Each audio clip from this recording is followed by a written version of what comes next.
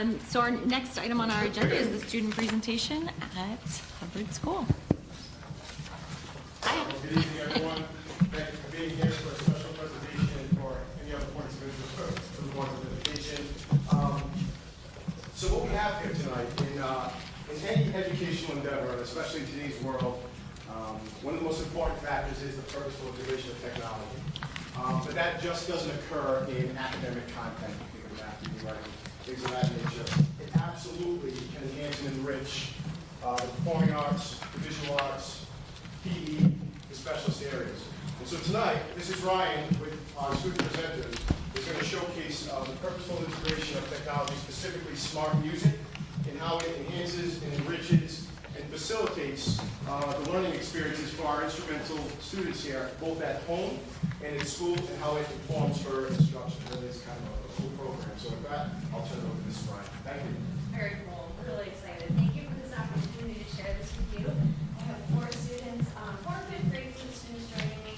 This is Madeline, Ellie, Isabella, and Sarah. So thank you guys for being here to help me out with this. So our band program here in Berlin consists of seeing the kids twice a week, once for their 30-minute lesson on flute or their light instrument that we see here, and again in a full band setting. However, with scheduling and things like SBAC testing and days off and snow days, it's not always consistent 2 days a week. So this program really helps kind of fill in those gaps. When I'm not able to teach them weekly, they can teach themselves at home with this program, which is really cool. So we're going to start with kind of showing you how I use it in a band lesson setting in school, and then we'll show you how the kids use it at home. So when introducing a new song to the kids in their band lesson, the first thing I would do with this program is to just play it for them. And it gets them really excited about the final product, kind of gives them the goal in mind for the concert, what the song is going to sound like. For something like Star Spangled Banner, it's a familiar song, but it allows them to hear all of the different parts. So I will play a little bit of that.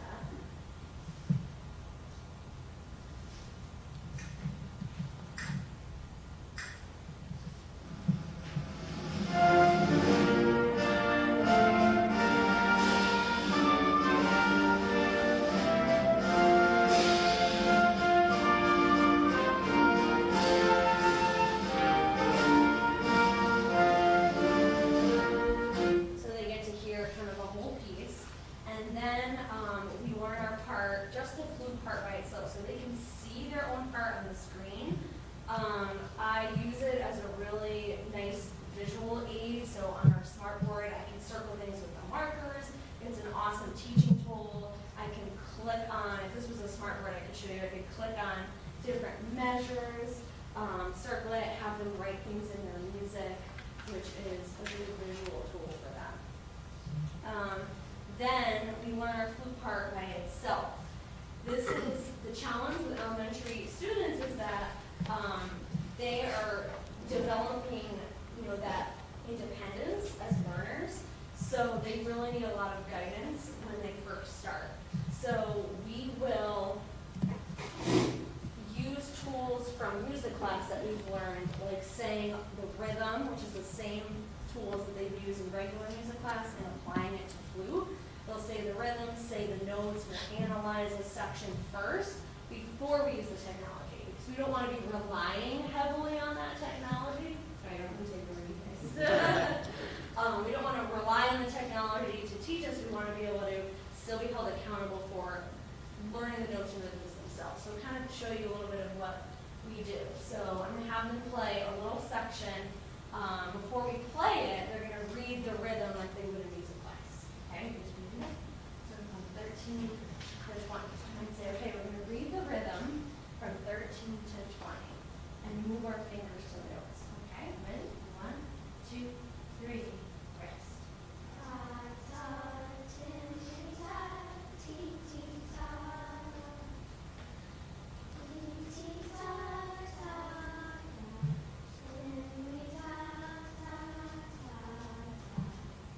Awesome. So they're using rhythm syllables from music class. Then I can use the SmartMusic and play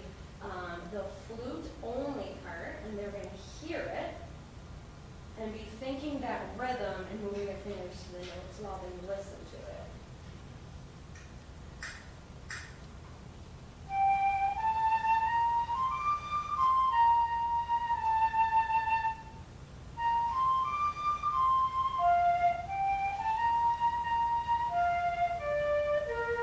Okay, we'll just do a little piece at a time. Then they're going to play along with it. So they've just heard it, they've moved their fingers to the notes. Now they're going to try playing along with it. Okay, ready?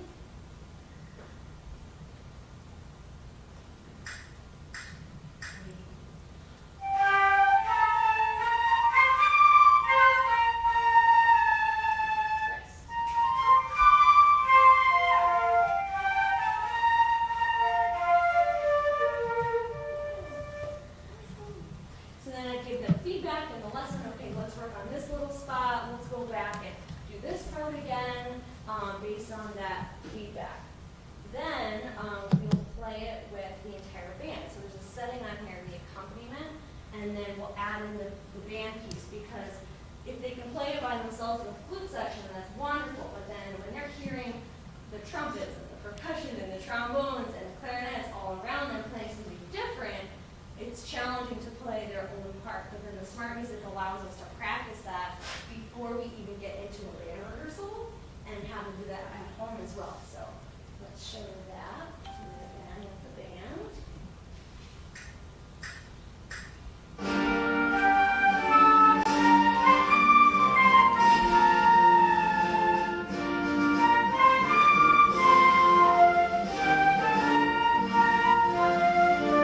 Yay. In that particular spot, it's not the melody. You can kind of hear they're playing something totally different. So that's a huge tool for them to be able to play something totally different that's not the melody, so all the other instruments have the melody. The next step would be using it at home. So when students use it at home, they can, this is the coolest part, it's my favorite part of this program. They can self-assess. The program will assess their skills for them. So I'm going to have Madeline help me demonstrate that. So they can fix their mistakes, listen to themselves play, and we're going to show you how that works. So, Madeline, let's look from the beginning. Okay.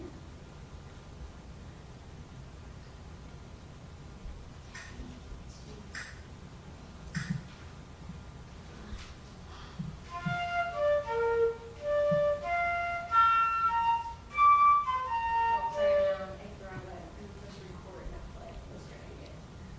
Okay. Take two.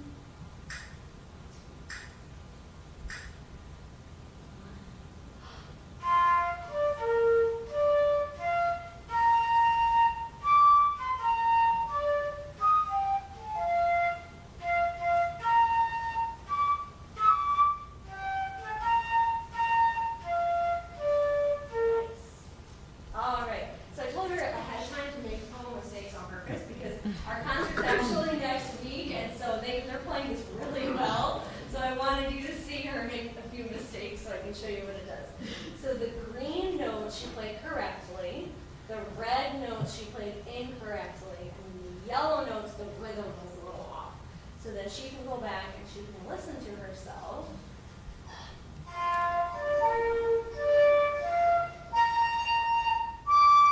And then she can click on notes, and it shows you how to play it. So if she's not sure how to play that note, she played it wrong, she can figure that out by herself.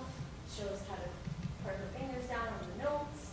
And then when she's struggling with something, she can actually submit it, and she actually does this a lot. So she does this a lot on her own. She can submit it to me and type, "Mrs. Ryan, I'm having trouble with this part. How do I fix this?" And then I can type back to her. And it's kind of like Google Classroom for music. It is just really awesome. She can also slow down the tempo. She can play small sections of it. She can play the whole thing. She can loop certain sections. There's a tuner. There's so many different features on here that she can do. She can put the band accompaniment back on and do it that way as well. So I use this feature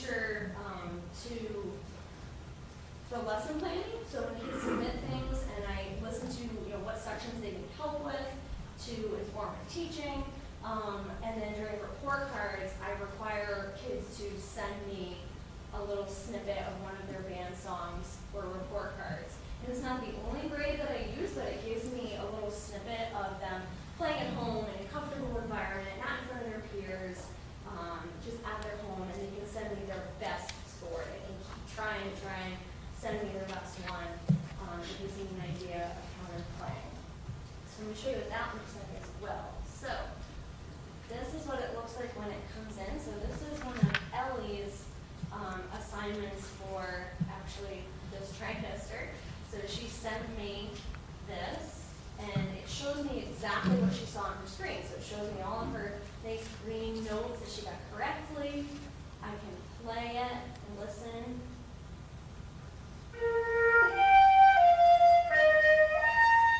And then I can hear it because it's a computer. It's, if there's any inaccuracies in the computer technology, I can hear, oh, she played that note right, and maybe the computer thought it was wrong. It's generally about 98% accurate, but I can always kind of use my judgment on that. And then the cool part is she can write a little comment to me, like I said before, and then I can comment back. So I know it's kind of tricky to read, but I wrote back, nice tone, Ellie. You played in a connected and smooth style. You played accurate notes, rhythms, and articulations beautifully. And I can keep her grade the same, or I can reassign it. And if I reassign it, I can say, I want you to fix this certain part, this measure, these notes, and then resubmit it again. And then she can do that again. So it has really been a huge tool for getting the kids to be more independent at home, to have more fun playing their band music when they can hear the other parts. It's like a band video game to them. And I've noticed a huge difference in preparing for performances. I think we're ready for performances a lot sooner, and then it allows us to work on a lot of these musical elements, like the dynamics, the volume changes, the different styles of music, rather than just the notes all the time. So we've definitely been able to go above and beyond with our concerts, with this program, and we're really lucky to have this. So, there are two kids who wanted to share actually a couple comments about why they specifically like to use it. Yeah. Okay, so now do you want to go first? There you go. The reason why I like smart music because it's actually really efficient when I have like soccer nights and I'm not able to do my flute for a very long time. So it helps practice like efficiently. Yeah. I love smart music because when I don't play with it, I'm really bored, but then if I use it, it's really fun. Yay. Nice. Awesome. Thank you, girls. Does anyone have questions about it? Just, I'll make a comment. Sure. I know that my daughter has used this before too. I think it's great because as a parent, we can help with math homework or reading, not all the time with band. So this is a great tool to be able to play along. And as you said, my daughter has used it as like a video game. Like can I get everything, all the notes green, and it challenges them. It's a great tool. It's amazing what they have out there. Yeah, So nice job. There's different packages too. We can purchase it for all the elementary band kids this year. It's only $8 a student to use for an entire year, which is awesome. The full version, some kids have chosen to purchase on their own. It's $40 for a year, which is still, that's nothing. And they can search their own music. Right now, I have to assign them all their music, but they can search like this big catalog and challenge themselves. And it's been amazing. Thank you so much for your time. Thank you.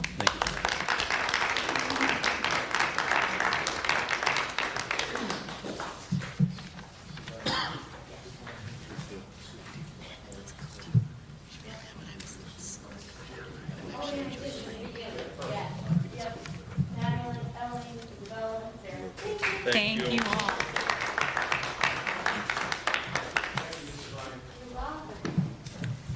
So I think we'll take a quick break, but I want to encourage you all to have some cookies on your way out because I don't expect you're probably going to stay for the rest of the meeting. But please help yourself, and thank you for presenting to us tonight. Thank you.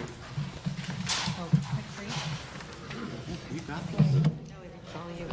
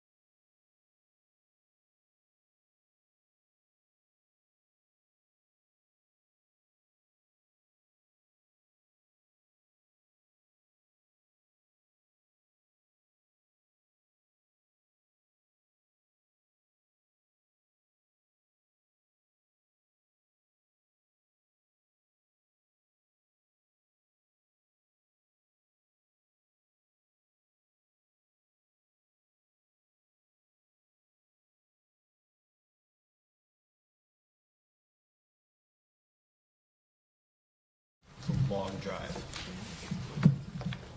Should just apologize to you.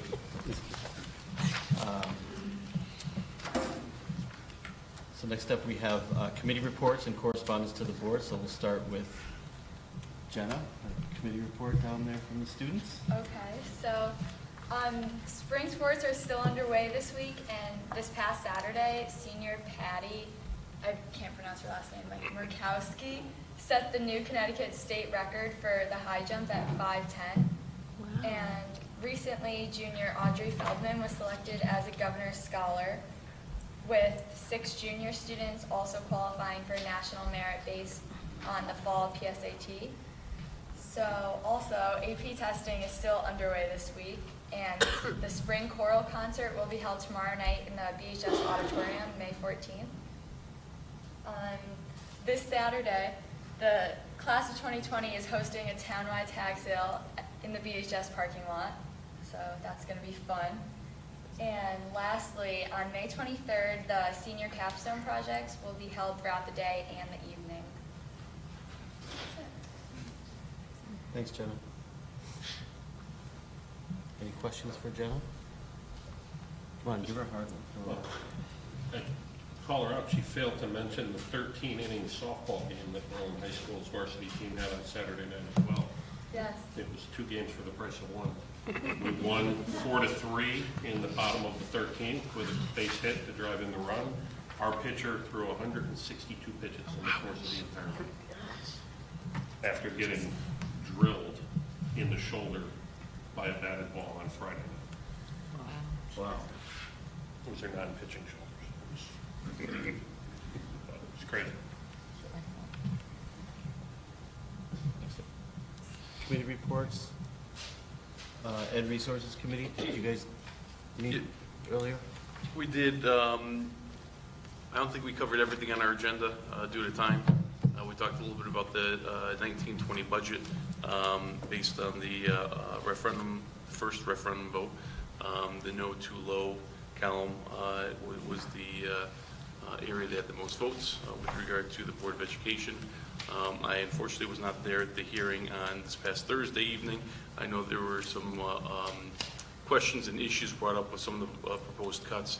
Obviously, we're waiting now for the Board of Finance to take their action along with the council, and then we'll have another referendum vote. And then we briefly went over the monthly budget report. Unfortunately, we did not have a chance to get to the sponsorship of book vending machines. And I know we're going to be talking about it later on the agenda, so we'll get to it then. That's it. Thank you, Adam. Did student achievement meet earlier? That's right, book vending, yes. Yes, Aaron. Student achievement did meet.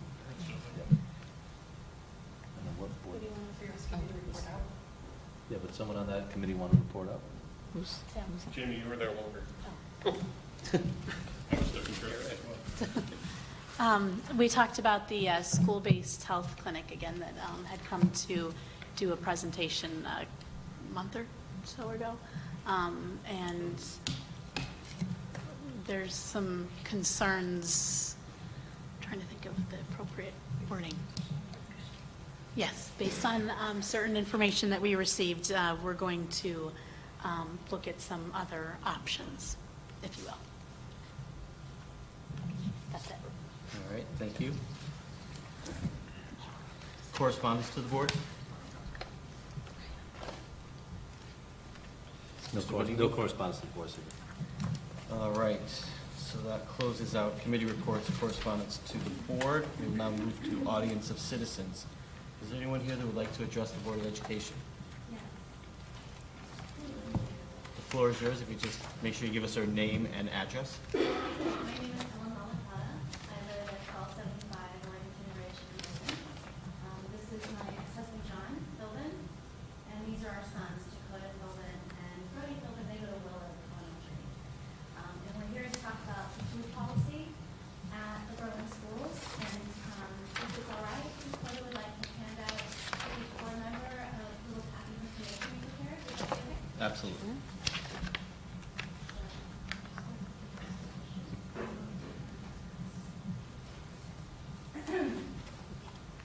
So while he's doing that, we'll give a little background.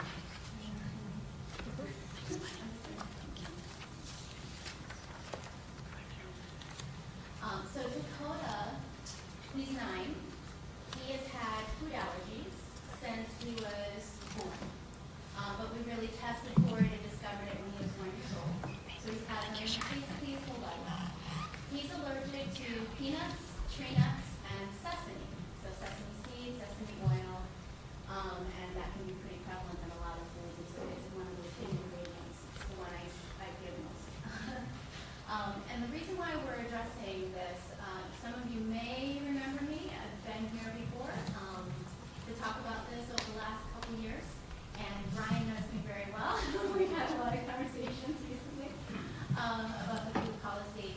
But we're asking for a change. And what I've handed out to you, I'll talk you through the handouts. The pictures we'll get to in a minute. This paperwork is a summary of everything. This front and back page is a summary of everything I'm going to talk about. Because I figured it's a lot of information and you might need some time to digest it. I've also given you a copy of Dakota Psychologist, the letter from Dakota Psychologist, talking about food allergies and the psychological effects of isolation in particularly a child at his age in the school system. And then also, by the way, it's Food Allergy Awareness Week this week. So I thought I'd give you a little flyer to let you know that, so this is very timely for us. And this little flyer is something that the Willow PTO is going to support us in distributing, so we can raise a little awareness for the cause of food allergies, because there just needs to be a little more education in the community on food allergy awareness. If I didn't have a son who is food allergic, I wouldn't know about it either. It's just not something that's really talked about, like some of the other mental illnesses are. But the reason why we're here is we'd like you to consider making it mandatory that there be non-food items brought in. So making it mandatory that food items are not allowed to be brought in for birthday celebrations and celebrations at the school. And we'd also like to have you put into the policy that there needs to be consistent scheduled education to students on the risks and staff on the risks and threats associated with food allergies and the importance of inclusivity, understanding, and care of food allergic children and students. And the reason we're asking for this, there's two big reasons. I'm not going to read everything that's here. I'm going to summarize for you. You can read the rest later. We're asking this for two reasons. One, obviously there's a physical risk, right? So Dakota, with his food allergies, we have to carry EpiPens at the school. Don't let that fool you in thinking that he is safe, right? So the EpiPen is the one thing that we can do. It's the one course of treatment that we can do if he ingests the nuts or sesame seed and goes into anaphylactics, which if you're not aware of that word and what that means is where his airways shut down and he cannot breathe. And that's very scary. It's life-threatening. So not only could he be physically ill from ingesting a food allergy that he's allergic to, he could potentially die. And that is something that he's aware of. Unfortunately, at his age, he has to know that to stay safe. And it is something that he has to live with every day.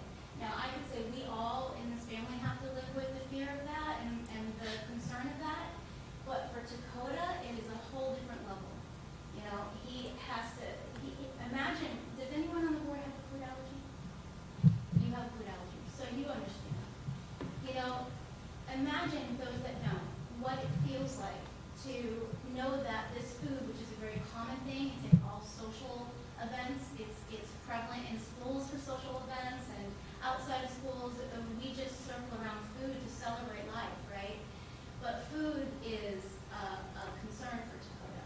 And so there isn't a day that goes by that he can not be aware, that he can lose focus, that he can just eat something the way we might do when we're busy multitasking our lives and we just pop something in our mouth without really looking at the food label. We have to look at every single food label. All right, so the first line of defense to keep him and other children like him safe is to just avoid any foods that could potentially have any of his allergens in them. And this is really important and key because right now at the school, what is allowed are birthday treats coming in from parents who are well-meaning. They want to bring treats in to the cafeteria for their children to celebrate with their classmates. And there's two things that are happening there. And this is where I want to refer you to the picture. This first picture, where you see a lot of empty tables, this is the cafeteria where Dakota eats lunch every day with his entire third grade. And if you look at that picture, look where Dakota's sitting, which is this little child right here facing the camera on that first table, which is the nut allergy table. And look at where the rest of his grade, not just his class, sits. And see how many tables are in between him and the rest of his grade. And he has been experiencing this for the last 3 years. And I only became aware of this because Dakota doesn't come home and tell us this. He has mentioned that he feels lonely. I'm going to let him speak in a minute so you can hear it straight from him. But he asked me 2 weeks ago to go in to have lunch with him. I took time off work to do it because he said cupcakes were coming in again tomorrow, Mommy, for another person's birthday. He can't have them. He can't be anywhere near them because there's no way for us to guarantee that they haven't been somehow exposed to one of his allergens. Even if a parent says, I didn't make it with an allergen, if they have any kind of nuts or sesame that they use in their kitchen, cross-contamination can happen. We just can't have it, right? So he's left out. And so what happens is, he has these two kids that are sitting with him because they got main menu. So any child with main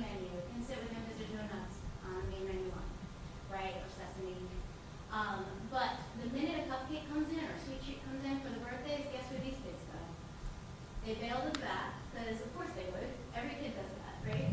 Why wouldn't they at this age? And he's left sitting alone for the whole lunch and watching his entire fleet enjoy themselves. And I didn't really understand the impact of that until I was there that day, and I took this picture. It broke my heart. Tell me how this is okay. And why am I still here 2 years later to talk about this? I'm asking you to consider making a change. It's an easy and simple fix. There's no reason why these cupcakes or these sweet treats need to come in for birthday celebrations when there are so many other ways that a birthday can be celebrated. I'm not saying let's not celebrate the children and let the parents celebrate their children. I love celebrating children. I'm one of the biggest ones to do that. You know, so I don't want to take something away from someone. That's not my intention here. I want to keep my son and children like him safe. And I know you all do too. You know, that's part of your job, and that's why I'm here. I'm here to kill that. You know, and also, I don't want him being isolated anymore. There are psychological risks to that, and this is where I'm going to let Dakota speak on his heart about that. Do you want to say something? Okay. So every day, I have to fix with people, but now anybody who can sit with me. But when a sweet treat, Italian ice, or a cupcake comes in, they go straight. They ask the teacher if they can move to that table to have a sweet treat, and then they leave me alone, and then it makes me feel very, very sad and alone. But the parent doesn't have to bring in sweet treats for the whole class. They can bring in sweet treats for their child, and then it'll be fine. A special lunch, but they don't even need to bring in sweet treat. And then I could have friends sitting and not feel bad. And so I won't feel sad, and I won't come back home crying or sad about that.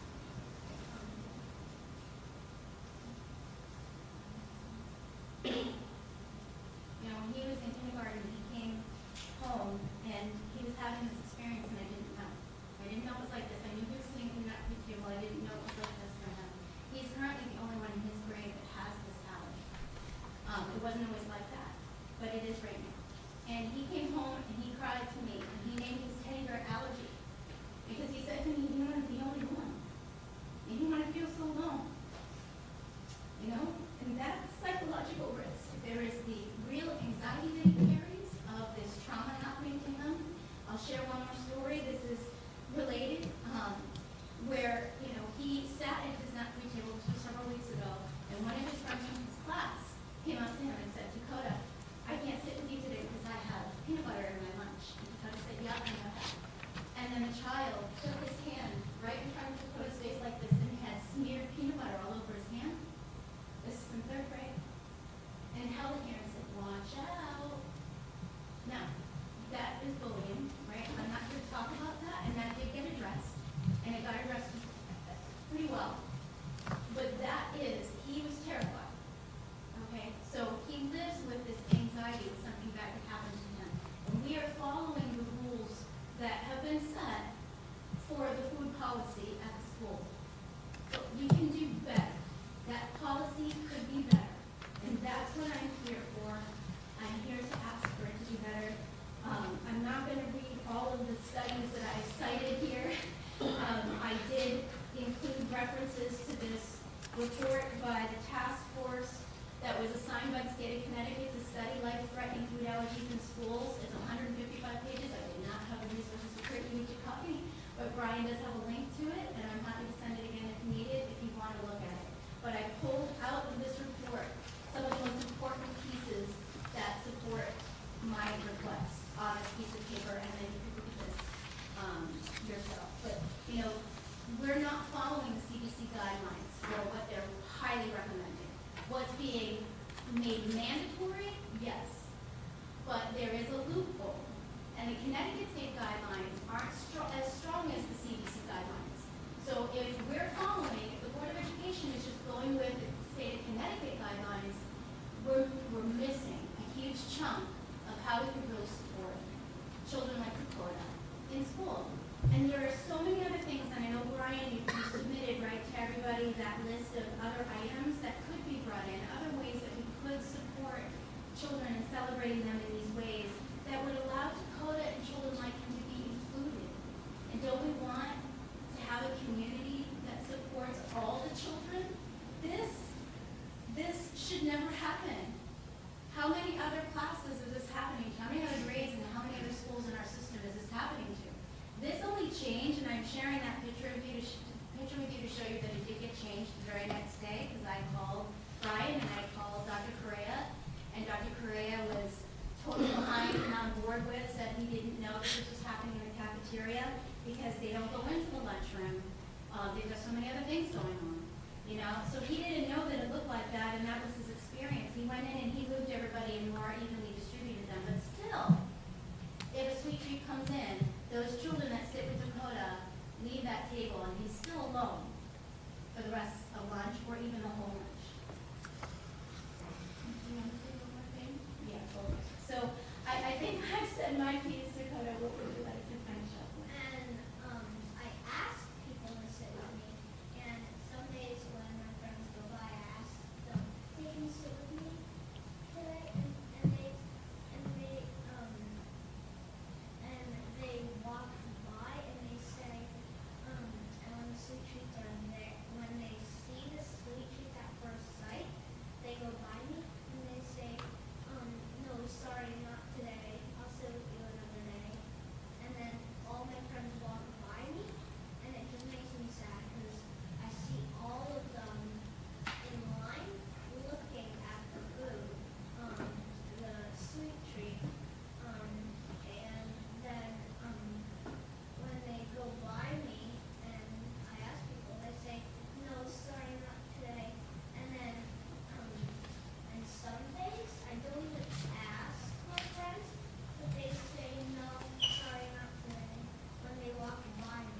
And that's what makes me feel sad. So there's one last final thought that I will share, and that's what psychologists so eloquently put in her letter, and I pulled that piece out of the letter on the back of this page that I summarized for you, and it's this. Because this is the pushback and the response I've gotten in the last couple of years where I've tried to talk about this and address this with the board. And it's that apparently there is concern on the part of the school board that the parents of children without allergies will feel distressed if they are unable to send cupcakes or other food treats. The momentary inconvenience that such parents may feel pales in comparison to the emotional cost of coping with severe allergies on a daily basis. While those adults and non-allergic children will have other chances to celebrate with food treats at other times, there is never a time Dakota is not allergic. He and other children in the school at risk should not be given the message, even inadvertently, that their lives matter less than cupcakes. And that is what Dakota has come home and said to me this year, that he feels like his friends choose cupcakes over him and he's not as important. Do we want our children feeling that way? This is a life or death matter. This is also a inclusivity issue. And I feel that it's time for change.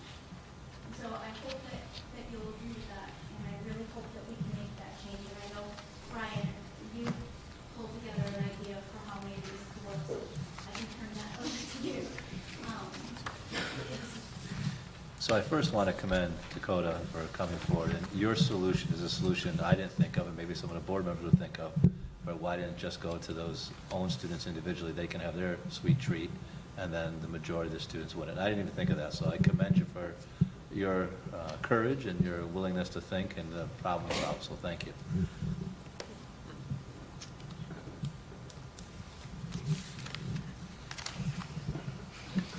Let me first thank you for coming in front of us again. And my apologies that you've had to come in front of us again.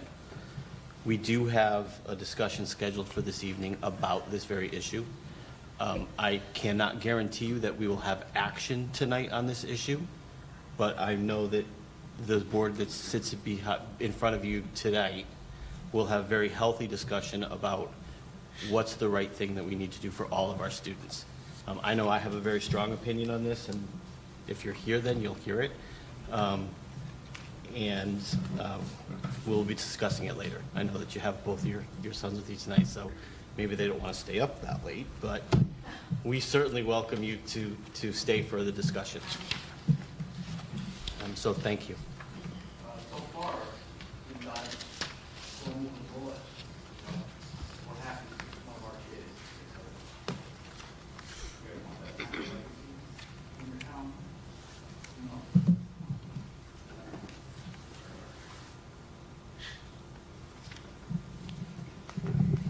We definitely don't want anyone to get hurt, including your students. So we're obviously, as you said, you know, Ellen, you were here before, you're here again. The board's going to have discussion tonight, and, you know, hopefully we'll have some different resolution and moving forward. So we definitely don't want students to be hurt, whether it's physical or psychological. We don't want that for any student. Thank you. Is there anybody else who'd like to address the Board of Education this evening? My name is Laura Weston, 4 Ely Street. I'm not sure if this has already been decided or, you know, if it's kind of a done deal. I wasn't made aware of it until after your last Board of Ed meeting. But I just wanted to talk about Mrs. Kluge, the counselor at the elementary schools. I was really upset to hear that her position was considered to be eliminated, because I think it's such an important role. Kids this age, they don't have the tools, they don't know how to cope with their emotions. They need that support. As the teachers and the principals and the principals are doing more and more with less, we can't ask the teachers to be social worker, parent, therapist, a teacher. My own son, she has been a wonderful resource for him for the last couple of years. She has a lot of students who are officially on the roster, I know, from local Griswold, but she's also very good about having kids who might be unofficially. They know that she's a safe place. If they have a problem, if they have an issue, they can go to her. And she can help them to diffuse that issue, to listen, give them strategies. And I really worry, my kids are in 4th grade, so we only have one more year in elementary school. But I worry about all the other kids as well. What kind of kids are going to be going to middle school with what sort of, you know, any sort of issues, be it behavioral, mental health? It can't be addressed when they're younger at the elementary school level. To me, it's a no-brainer. I was very shocked. But I wanted to, you know, give that my thoughts. We thank you for your comments, and yeah, the decisions that have to be made relative to budget and so forth have become more and more difficult as they get deeper and deeper. And you're not the only person who has spoken on behalf of Mrs. Kluge, so we'll, you know, take that into consideration as we move forward. But the Board of Finance needs to take their next steps, and then it goes to the town council, then it goes to referendum, and we're not anywhere near the end. So pass along to anybody that will listen that the next referendum is just as, actually it's more important than the last one. So we have to make sure that we stay out there supporting what we want to have and what we believe in. So, Definitely yeah. trying to start that word, and I have talked to a number of different parents who either were, whose kids see Mrs. Kluge, who either were comfortable speaking or weren't able to be there. But I know, you know, there are a lot of people who really think she's an important issue. I would second that. I mean, Dakota sees her and hasn't seen her for the last year and a half, 2 years. I mean, he's really sad. I mean, she's going to be all that. She's important. Thank you. Is there anybody else who'd like to address the Board of Education? Yes, Jan. I think what I want to say may somewhat piggyback on all that. You guys know that I am a staunch supporter of the entire school district. I live and breathe for it. When I feel to the Senate, but I don't need to tonight, stop getting subjects. That's true. I'm concerned about paying the health classrooms. For those of you who don't realize it, I taught last year, 10 years, and we effort to come to me to teach health to accountability. I did it for 17 years. I was moved out of the program, not by my choice. But I think it's a program that addresses a lot of the needs that have been discussed today. When it's not just the drug education every year and the HIV education, it's decision making. When I started with the sixth graders, I said my goal by the end of eighth grade was that you would be able to make good decisions for yourself in the area of health based on information, quality information. We're talking vaping, we're talking opioids, we're talking legalizing marijuana. Okay, it's legal, we can smoke it, why can't we? Why can't we? And on and on and on. Decision making. I worked with the school weed specialist, and we developed, when Brian was my boss, and he wanted more research-based. We developed a research-based project with the library media specialist. Doodle tools. I didn't have a computer when I was in college. Hello, your typewriter. And I learned how to teach kids doodle tools and work with them. How to determine what is a quality website. We did that. I mean, there's a ton of stuff that I don't think people realize comes out of health class. Let me see if Jen remembers. Oh, you're not that old, Ms. Zagorski. That was the most important thing I taught everybody. Instilled in every health class. Good job. You passed I the just test. think it's a really important class, and I'm very sad that it's one. And if it's expected to be done in PE, it's not going to be done the way it needs to be done. Thank you, Jan. Your comments are always insightful, and we appreciate them. Thank you.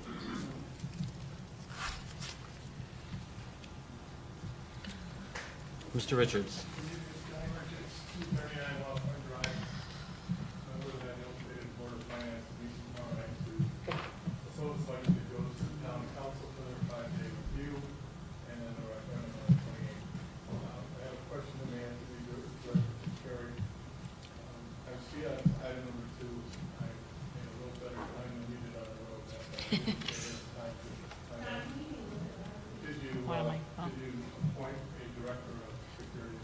So at the beginning of the meeting, I had said that we actually had to postpone that piece of our agenda until later in the meeting because we will be meeting with the candidate later in the evening than was originally anticipated. Correct. It meant to be Let postponed. me ask you this way, because we're trying to follow things, and as you know, the security director is really on the town's side of the budget. Right. So what I'm concerned about, as a member of the Board of Finance, is trying to read the vote and to apply it as dollars in the next proposal. So as I understand it, the Board of Ed's operational budget, we voted no too low. We can argue about whether 13 votes is significant enough. I think it's a significant evening of the field, if nothing else, and speaks volumes to what we need to do. The thought on the town side is it was voted no too high. Part of what's on the town side is a security plan, and I'm not sure I understand it fully, but what I understand it to be, the $300,000, I'll call it a placeholder because I don't understand it enough, is it may be just personnel. The Board of Ed's proposal, as I recall, was $575,000 in your budget, which was not really influential on the town's placeholder.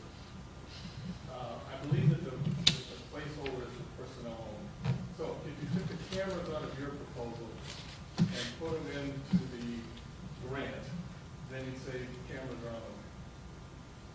But what would be left would be the personnel, which you had hoped for, 6 personnel, as I recall, and equipment for them, along with hardware at the schools to record what the cameras are taking a picture of. So it's one thing to have a camera, it's one thing to have a person see someone doing something because of the camera, it's another to say, oh, something happened, I'd like to go back to the recording, and I'm not sure that that's in the placement. If we talk just about personnel, the reason I'm speaking to this is I'm confused by the reduction, and I'm not sure if it was explained to the superintendent or to the Board of Ed president or to the Board of Ed at all. 400,000 was a made-up number. Didn't have any detail like the Board of Ed's presentation that showed the salaries for the 6 people, the $6,000 for the equipment, and the money for the recording device. So it was reduced from 400,000 to 300,000. That makes the mill rate feel better, but I don't know that it makes us feel better because what just came out of it? If I add the people part, I believe it came up to 230,000. If I added their equipment, I think it was 6,000.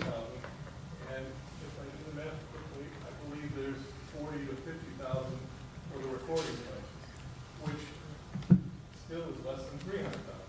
So I don't know what's in or not, and I'm trying to follow what may happen tonight. So I guess that I'm here to see what will happen tonight. But were a security director to be put in place tonight,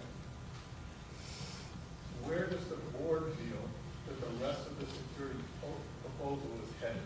That's my question. And I don't know that you have an answer for tonight, but we're trying to figure out how to consider that and to weigh the priorities. We've heard a lot about ESS, we've heard a lot about special ed children, we've heard a lot about things that would have been part of the $400,000 reduction that the mayor had proposed beyond ours, and including sports or co-curricular. So it's more, again, just a thought of what might be the flavor so that I can take that back. So, John, it's not only a fair question, it's a great question, and I'll answer it at a bunch of different levels. First, you're correct when you say that we had a detailed number that applied to 6 security guards, along with equipment, cameras, recording equipment, their personal equipment, hardware, all of those things. And all along the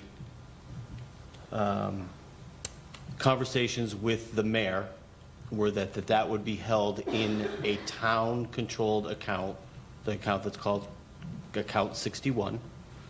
But the $575,000 never made it to that account.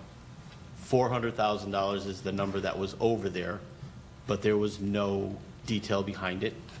And we never were notified of what was made up of the $400,000, nor were we told why it was reduced to $300,000 as a board.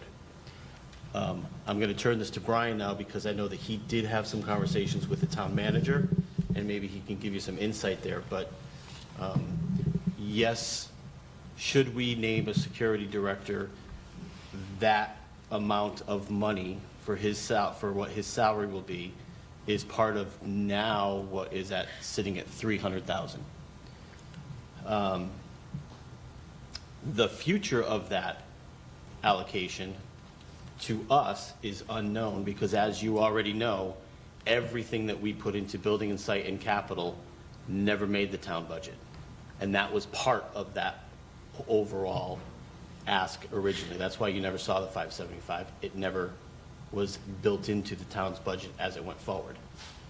So, Well, they're going to say that the $400,000 was in there. They're going to talk about correct. the security grant covering 124 cameras at 2,000 feet, so 248,000 was probably in there. But not only did they not consider anything else on their capital list, anything that was in there besides that as capital, which specifically was the elementary phone system, Has been removed. So I'm going to turn it over to Brian. Maybe he can give you a little bit more. As far as the 400,000 to 300,000, I received a phone call from the town manager, Jack Healy, saying that the $400,000 was something that he decided on when he was putting together the budget, as we did not have building and site or capital equipment, and that they were reducing it to 300 based on reductions to the mill, just as you said. And that 300,000 to me, on the town side, meant that was for personnel, not for hardware, not for cameras and so on. That was the conversation Jack had with me. So there should be 300,000 for the director, the security guards, any equipment that they need within that 300,000, not cameras. I know you don't want this to be a debate, and I'm not here to Sure. try to keep it going, but I do want to make sure that we're talking about, did he state how many personnel? Because what I've heard from the mayor and the town council was that there would be one security guard, including the director as one of them, at each of the schools, and I know that you wanted to do it in the high school. Is that discussed? The discussion, the direction I'd like to go, and I went on record as saying, is that I wanted a security person in each building, plus the director, one in each building, which would have meant 6 in totality, including the director. The mayor's position has fluctuated between 3 to 5 to 4. It's changed multiple times. I know that one other council member wondered why it wasn't just 3 at the elementaries, because there's 2 SROs at the middle school and the high school. So quite possibly, what would help us tomorrow would be something that could be given to Mr. Delaney to say either what the 300,000 is due by the board of ed, or what does the board of ed look for? Because if the town side is to be reduced, that item could be part of a reduction. And arguably, if it were just for the 5 personnel, doing this from memory, but I think that they were $40,000 for a guard and another amount for the director, it would be around $230,000 total, $6,000 or $1,000 per person. If you say $5,000, you stay with the town hall. So that's $235,000.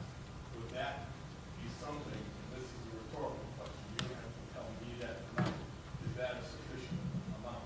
The other part is you have a number for the recording devices, and how important are they to implement? I've heard some interesting statements that say that glass, film, and bullets aren't really necessarily going to be the perfect way to implement the system, especially when you're talking about a director of security, safety, and residency, not just about a shooter in a building.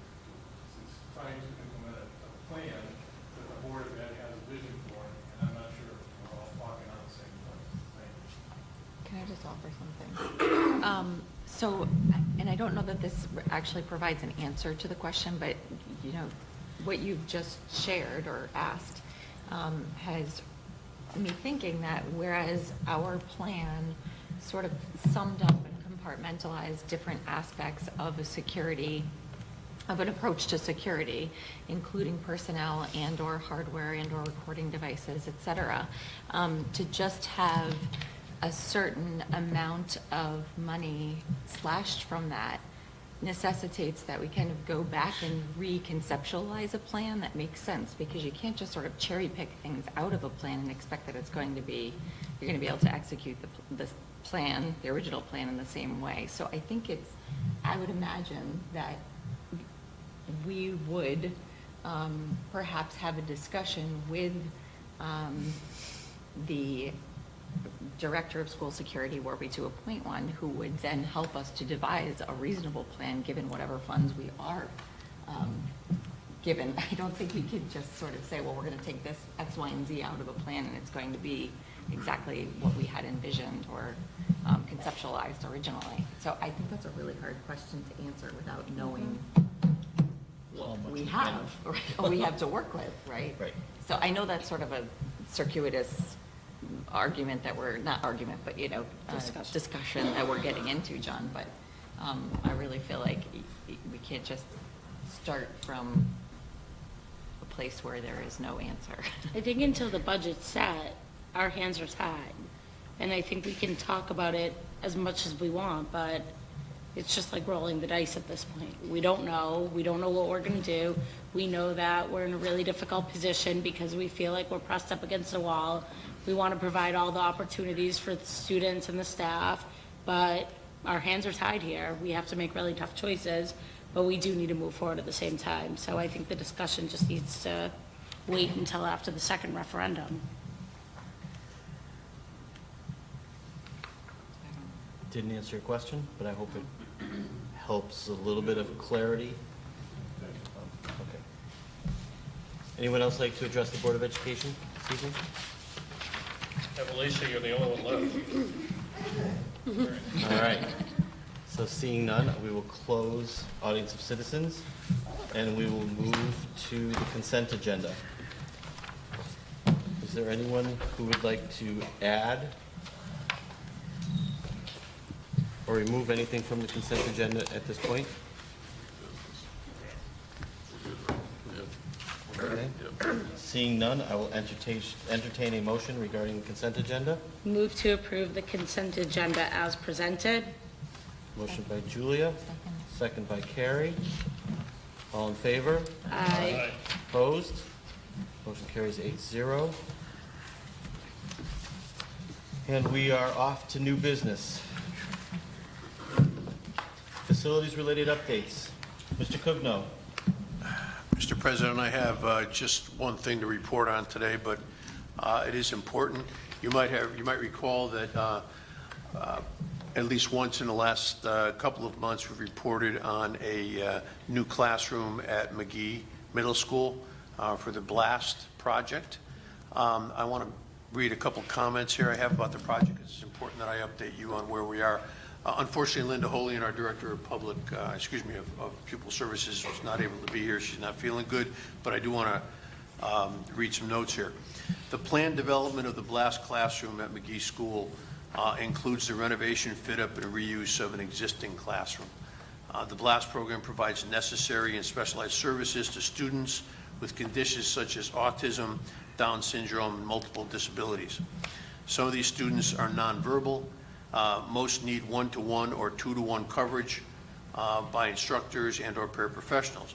At present, there are 22 students in the program, which is housed at Willard Elementary School. Next year, there will be 7 students in the program at McGee. Obviously, people grow up, and it's time for McGee to have the kind of program to take care of our students. The existing classroom that has been chosen is approximately 1,500 square feet. The project also includes renovation of an existing bathroom down the adjacent hall. Initially, the preliminary project cost was reported to be in the range of $40,000 or $50,000. However, once further inspection of the space was completed and programming was determined by the staff, and that's a special ed staff, it became apparent that appropriate renovation would be more costly. The current conceptual cost estimate provided by Jakunski Humes Architects LLC totals $192,000, which includes construction costs, appliances, A&E fees, and a 5% contingency. Again,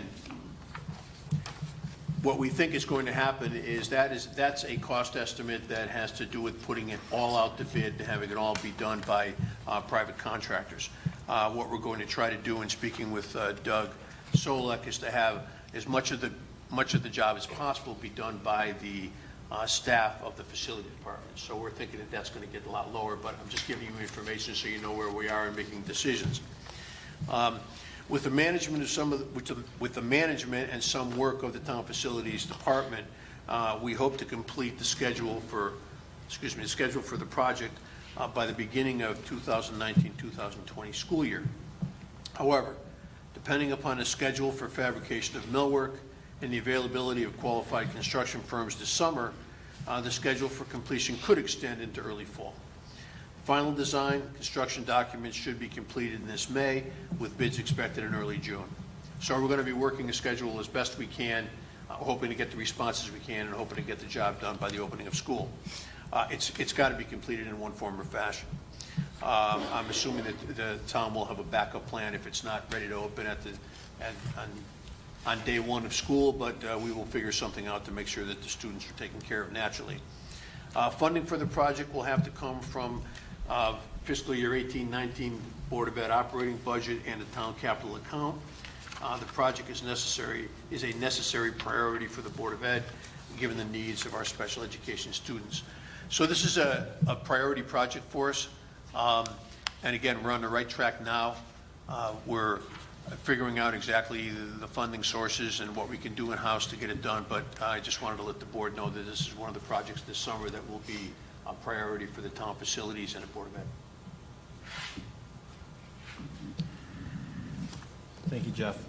Questions for Jeff regarding this? Obviously worrisome that the estimate coming back is 4 times more than original. Timing, interestingly enough, is when we have no capital for building and site in our budget for next year. You mentioned that the funds will need to come from 18 and 19, the 18-19 budget. Also, a worrisome statement, as we've also had conversations about ESS and funding that from this year, also from this from this budget. That is a significant amount of money that we're tasking the superintendent and the administration at a very late date, considering school ends in about 6 weeks, to have available. But this also falls into the category of there is no choice. We have to have the classroom for the middle school. We have 7 kids moving into the middle school at the beginning of the school year. So, Brian, how you feeling, buddy? I think it's a short, I'm feeling great. I think it's a short timeline. And it's really doing the classroom in a manner that's educationally suited for the students. I think initially there might have been, the expectation that the classroom would be a patch work, and that's not what we're looking at. We're looking at a functional classroom that really meets the educational needs of the students. As we know, that classroom will be used for years, and the skills that these students need to gain by being in that classroom, it needs to be outfitted to meet those needs. So I know we'll find a way to make it happen. As far as the funding goes, that's an issue, not having the capital. But I know that that's been discussions with the finance board as well as with the mayor about not having capital. So, Brian, let me just make sure that because you and I have had a bunch of conversations, I'll make sure the board hears this as well, is there are a number of school projects that had small residual funds left over, and those are being pulled together to help address this, is that right? Yes, I had a meeting a few weeks ago with the town manager and Doug Solek, the facilities manager, and looking at projects that we've had over the last few years where there still has been a balance in those accounts. So we roughly have around $130,000, if I'm correct, pulled together for capital. But out of that 130, there was a van for $60,000 that was slated to be purchased. We had one of our lift vans go down.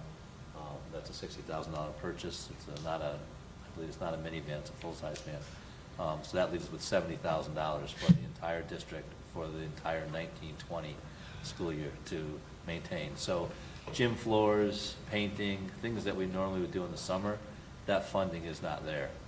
It has been zeroed out, as well as within that was the equipment purchase, which would be the Chromebook purchase. McGee currently keeps the Chromebooks in-house, so we are having better retention of, the Chromebooks as far as damage, and we had to purchase a lot last year. But the high school, the replacement cycle is that the expectation is that the Chromebooks will last 4 years. So in 9th grade, roughly 200 plus students, that's when new Chromebooks have to be purchased, and the ones that we currently have, according to our IT department, will not function midway through next year, just based on age. So that funding was also in the capital equipment, which was not funded. So it's nice to have the end of the year funds and to know where you'd like to spend them, but concern is that as ESS mounts, the classroom that need, the Chromebooks which are in need, we're not expecting the end of the year funds to be able to meet all those challenges.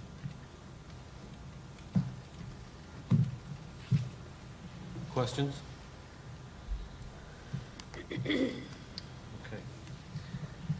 Let's move to the discussion relative to the school-based health center.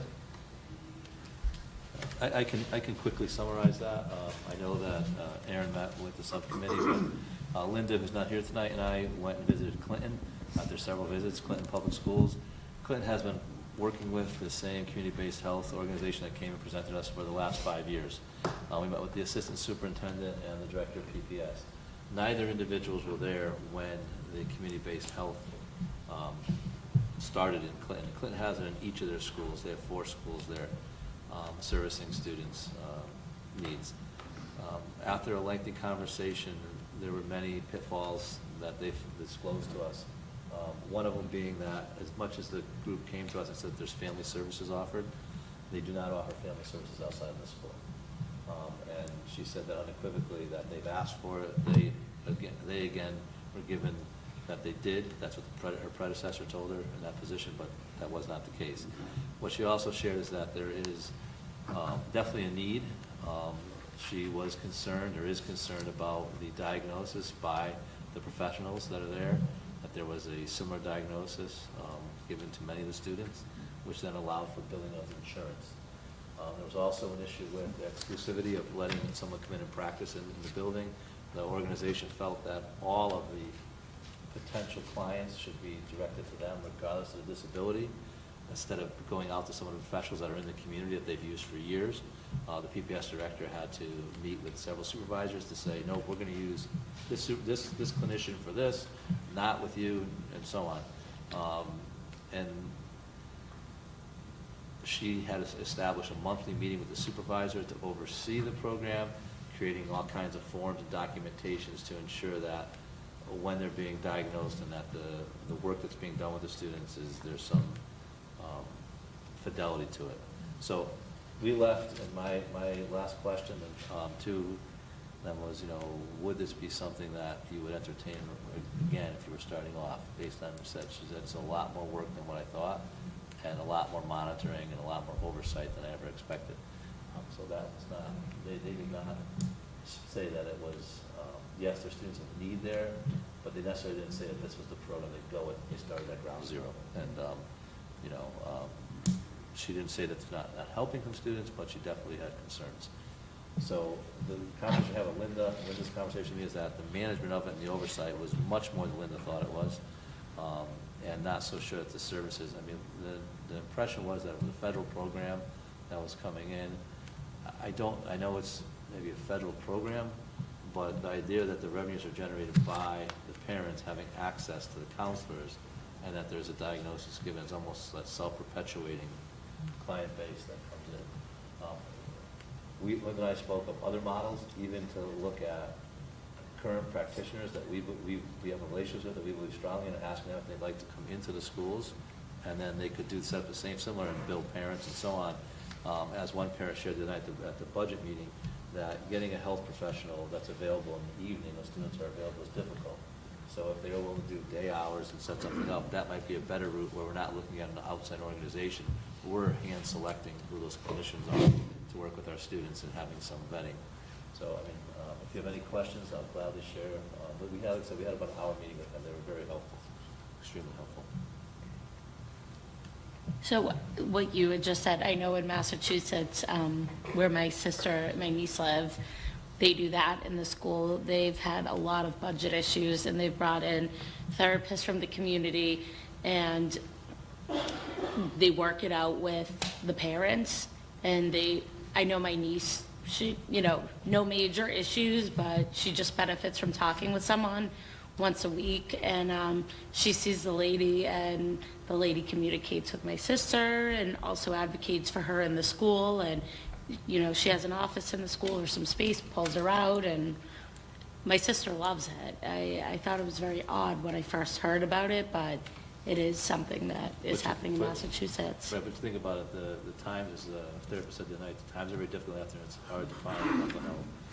And then to have them in the schools where the parents don't have to leave work and transfer everything, it's a convenient piece.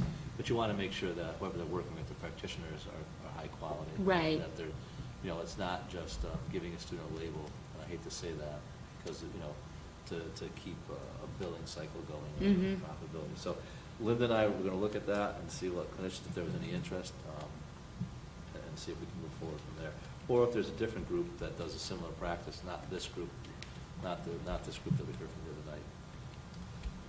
And I want to thank those board members that mentioned things to me and shared insight on this. So thank you.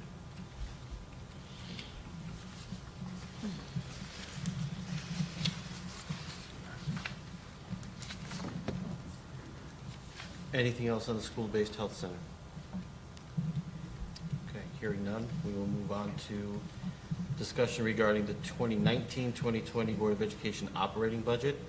It says here that Mr. Benigni will be giving an update, but I think we'll end up doing this jointly. But go ahead, Brian. We had a meeting last week with Sam Lamagio, the Board of Finance Chair, and the Mayor, and tried to really have that conversation that the public was pressing for, to come up with some type of deal and to kind of meet the needs and so on. But unfortunately, we did not come to an end that was amenable to everybody that was there. And we walked away with, I guess, a false sense of that we were going to come to some resolution and not have, because as you know, we had the meeting the next night with the parents at the high school. So I don't know, Matt, if you want to comment further. So the meeting on Wednesday night was, as Brian said, was with the Board of Finance Chair and the Mayor. We talked for probably about 45 minutes. And most of that discussion revolved around the $400,000 that was cut by the town council. If you remember the earlier parent forum that took place at the high school media center, for those that were there, that got most of the focus. There was actually very little talk about the original $1.3 million. They only were talking about the $400,000. To be honest, I feel like Brian and I did our very best to kind of broker for lack of a better term, a deal between the two boards, and there was not any agreement on anybody's part but ours. And that moved us to Thursday's Board of Finance meeting, where they asked for community input. Again, a lot of folks stood up in support of the Board of Education budget. There was a lot of conversation about the ESS program and the fact that it's no longer in our budget. Mr. Richards actually asked me to speak at the end of that to clarify that ESS has never been in our operating budget. Each for the last 3 years, we've funded that out of end of the year funds, and that is our intent again this year. But I also made it clear that this may be the last year that we have the ability to do that, as we continue to shrink down where we have end of the year funds. I mean, frankly, with the cuts that we have this year, there shouldn't be any. But there was an awful lot of support for the people that were there. It was much lower attended on the Thursday night than in the previous meeting, and it was clearly education focused. The only time the town side even came up in discussion is if the Board of Finance had pointed out, hey, don't forget, we have a town side of this budget too. So for the education group that was there, we were happy to hear that, but at the same time, we are part of an overall town, so there's some concern on both sides.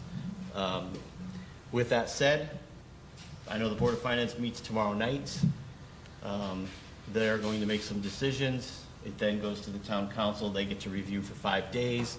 They'll do whatever they're going to do to the budget, and then we go back to referendum, as we talked about earlier. So not a whole lot to discuss. I will say that what was cut in the 400 has had a significantly higher impact in stirring up support than the original 1.3, oddly enough. But that being said, that's really the update of where we are. So, questions, comments? Hearing none, we will move on to the next item, which is the discussion on healthy foods. This says that Brian is going to lead this, but I think that I'm going to start it with this. This is an important topic. It is something that we had a discussion on a number of months ago. In fact, we probably could push well over a year. And it's it's not just about snacks coming into the schools, this is about student safety as well. I can tell you that in my current role, working with school food services across 6 different states, that the allergens are a major topic in every single school district that I talk with, and every single program has a significant emphasis on how you're going to address the 8 major allergens, never mind the ones that don't get the attention. So I feel very strongly about this topic. I believe that our policy is not stringent enough. And I certainly understand why parents want to bring in goodies for their kids on their birthdays and celebrate those, yet at the same time, we always put others at risk that can't have those. So while Brian is supposed to lead this, I'm actually putting out my opinion on this right out of the gate. But Brian, you've had a lot of conversations, so I'm now going to turn it over to you. I just want to get that out there. So I contacted 5 or 6 different districts, and one of the, what I sent you was from one of those districts that has, for celebrations, no non-food items being brought into the school. Other districts had a hybrid model where it was only allowed in classrooms where there wasn't someone allergic to, who had the food allergens. In other districts, they had it across the entire district, K-12. Some was just at the elementary school. I think the focus needs to be on how do we ensure the safety of the students, but it's a safety as well as I think that Ellen brought forward this morning. It's that physical safety, but as well as the psychological safety of what happens when a student's isolated or feels different. I have different beliefs about the elementary and middle school and the high school, but I think at the young age, students often, where they are and that feeling and where other students are is much different. So I don't think there's any district or that it's pervasive across the state that everyone does it a certain way. I think it's unique to each district as it's unique to us to decide what's best for Berlin Public Schools and for our students. So this is discussion, which means it's open discussion. As you know, I always advocate for speak up, speak your mind, let's have the conversation. That's only through those discussions are we going to get to a resolution. You've already heard, I think, where my position is on this, so I open it up to the rest of you. I'll jump in. Oh, do you want to go? No, go ahead. I know in the 2 school districts I've worked in, both have had very different policies. In the previous district I was in, we didn't have a strict policy at all, and I've been on the ambulance 4 times with kids who went to anaphylactic shock because either they ate something that they weren't supposed to because they're 6 years old and don't care, or they didn't know they had allergies, or they didn't know something was in there. And that's not only terrifying for the student, it's, I think, more so for the parents because they don't know what condition they're going to see their child in. So that's been my experience. But in the district I'm in now, the year I went to that district was the year they put in their no food policy whatsoever. And I think it might have been tough for some classes, but everyone just complied because they had to. The way it was rolled out, there was just no ifs, ands, or buts. And I'm going to tell you, as a teacher, there's never any questions about me having to spend money on my classes for food. No one's bringing in food for birthdays. I know it doesn't really happen at the high school level the way it did at the elementary. But I support it, especially having a food allergy. I know that there's things that I have to stay away from, or I will be in the emergency room. And I know that, as a teacher, kids struggle with impulse control, especially if there is something around. They're going to go for it, and that's just been my experience. So I fully support changing the policy, whatever way we see fit. I'll go. I've got a daughter in elementary school, and I want to say a year, maybe 2 ago, we got a note from her teacher, like on the first day, saying there was somebody in the class that had a peanut allergy, and there wouldn't be any food going into that classroom. Okay, that's fine. And didn't really think much of it. And it's interesting they were talking about this policy now, because I didn't realize that, I'm not really aware that there was a strong policy or not. I just assumed there was. And I mean, listening to what Dakota's going through, I like the idea of having a sweet treat for the birthday person, or if there is a person with an allergy in the classroom, you just say no food for that class. I mean, I think that times have changed. I've got a friend that walks around with a piece of paper in his pocket, and every restaurant we go to, hands it to the chef, says this is the only thing I can eat. That's it. And we've all become accustomed to that. I don't know how people feel about a strict ban altogether on food coming from the outside. I see one of three things. Either A, it's a complete ban on food coming in. B, it's going to be on a class-by-class basis. And if there is anybody with allergies that we're concerned about, then for that class, it's going to be no treats. Or third one is just the treat for the birthday person. I can't say that I've got a strong feeling one way or the other, but I agree with Brian. I think I would be concentrating this more at the elementary level. I don't think that it really happens at the middle school or high school. I could be wrong, but I don't have an issue putting something, having a stricter policy in place. I did like some of the ideas for the high school kids, though. The car wash, the spelling bees, science fairs. I don't know if that's supposed to encourage them to have a birthday or not, but some of the things are already going on for the food free. Having your child's name announced on the PA system. I think all elementary schools are doing that now. I could be wrong, but I believe that is the case. And I know my daughters always talked about how embarrassed they were, but they loved every second of it. Wearing a button. I mean, there are some creative ways of doing it. It just depends on how far, how restrictive we want to become.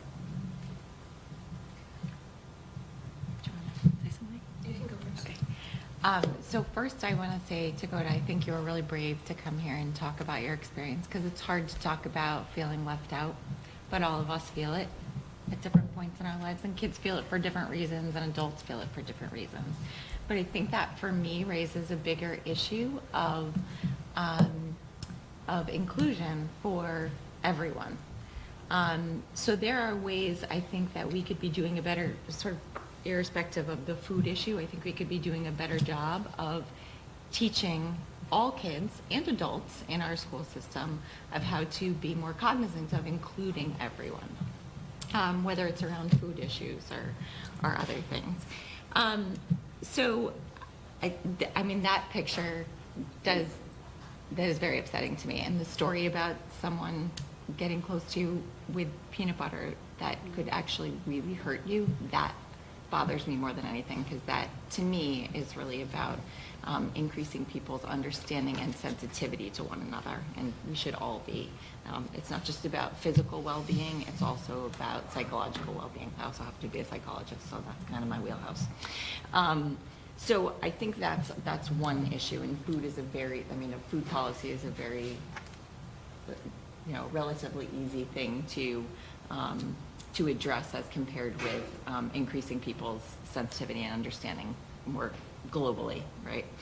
But I just want to say thank you for sharing that, and Dakota, thank you for being so brave, because not everyone can be that brave, adults included, to come and speak about your experiences. I guess that's really all. I mean, I'm open to hearing what other people have to say about changing the actual policy, but I think that it draws our attention to making changes that really point toward more in the way of inclusivity and understanding overall, and not just about food, but about lots of differences that we all have. So. I'm actually kind of surprised we haven't made a change. I've been part of discussions for years, whether it's been on the PTO, a PAC meeting. I think we should. I think that people have a hard time with change. But if we look from 3 years from now, let's say we implemented no outside food. 3 years from now, it'll be a habit and no one will even think about it. Mm-hmm. Next year might be difficult. We might have parents complain. But the thing is we're not allowed to have, like if we have a pasta dinner, We have, if we bring in food, like, to our school, I know this because I ran many pasta dinners, we've got health regulations. We have to have it catered. We're not allowed to touch it. It can't come from our home. We cannot invite anybody outside other than our school. So if we're that strict on a pasta dinner, that's a fundraiser, I'm not sure why we're not inside our schools. Now, I have an elementary student, and I have, but my son is one of my youngest. None of my kids, thank God, they don't have food allergies. And so as a parent with non-food allergy child, I have never sent in the cupcakes out of respect for all the other students. Whether I had a class that had an allergy or not, I just never did that. So I don't have a problem with it, and I am 100%, and always have been, for changing that rule.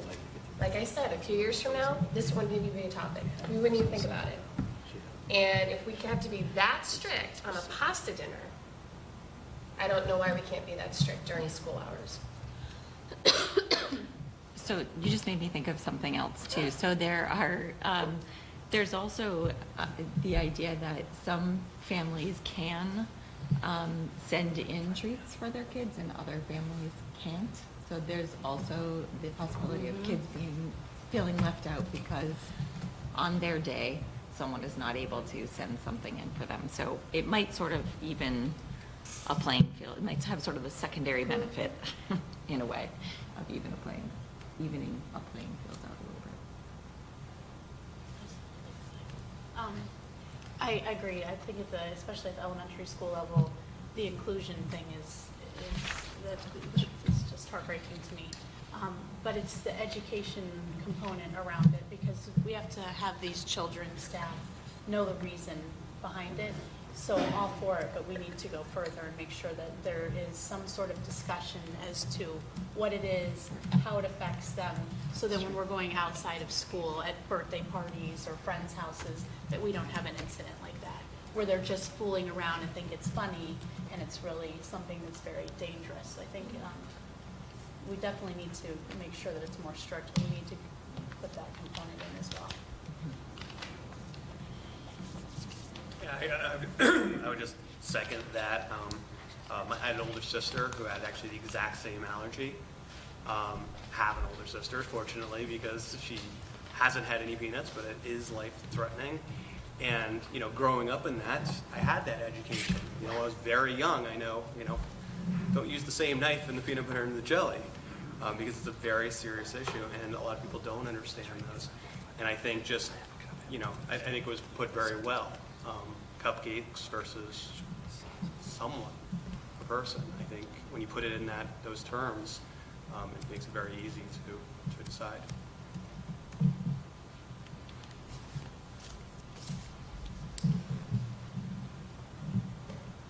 Tim, you're the only one we haven't heard from. Ditto. Ditto. Ditto and agree. I mean, I don't want to beat the horse, but I don't see the need to have, the party that's going to happen on the weekend or at night at somebody's house or some facility that somebody chooses to have a party. How many parties do you need to have? I remember back when my kids were younger, there were a couple of kids sometimes that would have 5 parties around their birthday because of school and this side of the family and that side of the family, and then the long distance family that would be 60 miles away that couldn't come to that one and things like that. So there's generally plenty of opportunities for lots of cupcakes and many different types of events. I agree. And I'm with the car wash thing. We can get that going for, For high school. Administrators and work through the staff. Tim is a very dirty car.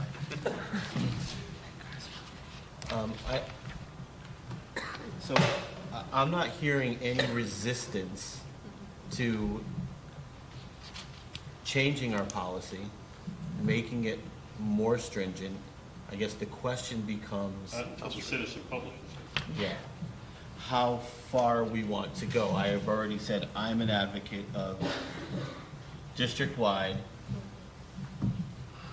nothing, all outside food doesn't come in for any of the celebrations. I just think that makes it clean, easy, concise, it's consistent across the board, There's no question about, well, it's this classroom and that classroom, and what happens if the two classrooms co-teach for some event. There's all kinds of things that can happen, right?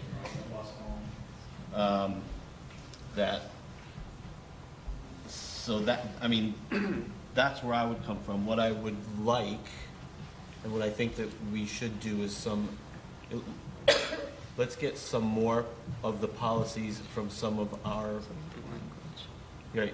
other districts that have not only the no food at all policy. So we know a couple of them are already, but let's get some more. As we work with our legal team, they represent most of the districts here in the state. But also, I would like to see what the language looks like for just the classroom. But my preference and my experience over the last year has been that allergens are a really big deal. If you think back, well, I'm older than most of the people on the board here, but if I think back to when I was a kid, a peanut allergy was unheard of. Nobody had it, or nobody knew they had it. But now it's very prevalent. And as I said, working with food service now, there's 8 of them, and I can't name all 8. I'll bet you can, but I can't.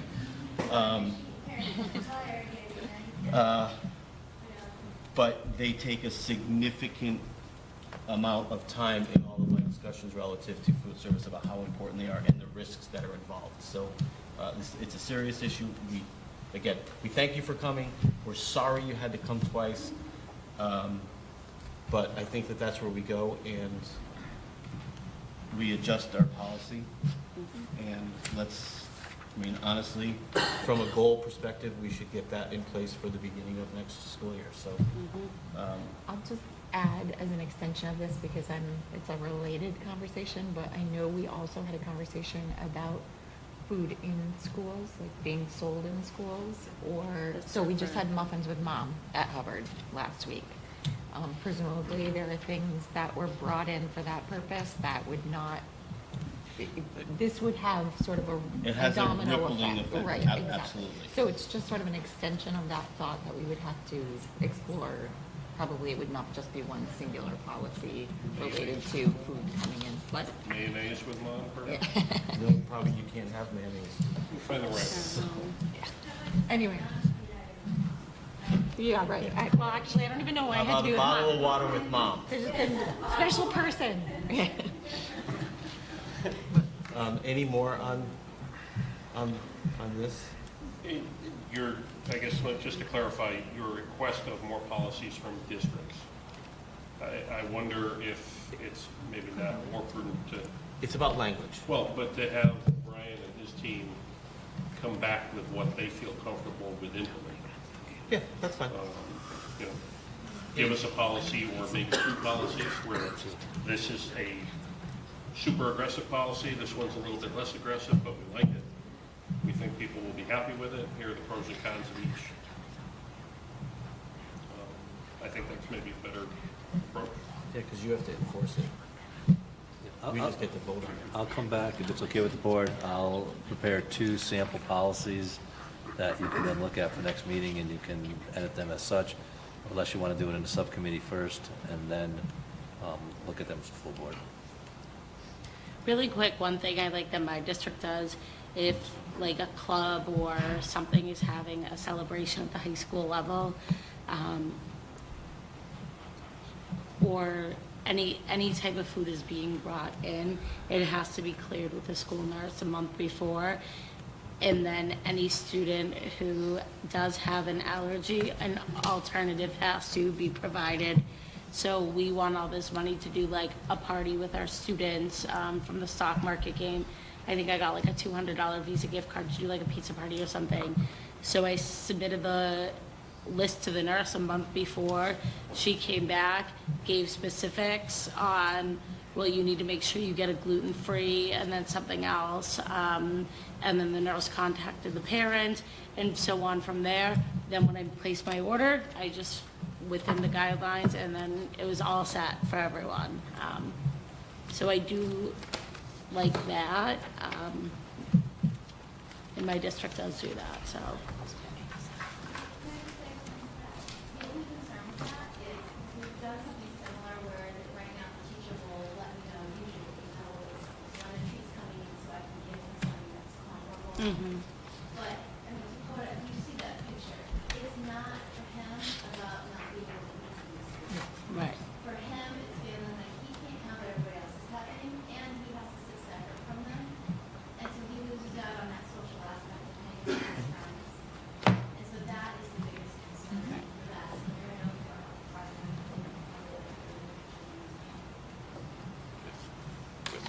Good direction there. Thank you. Thank you.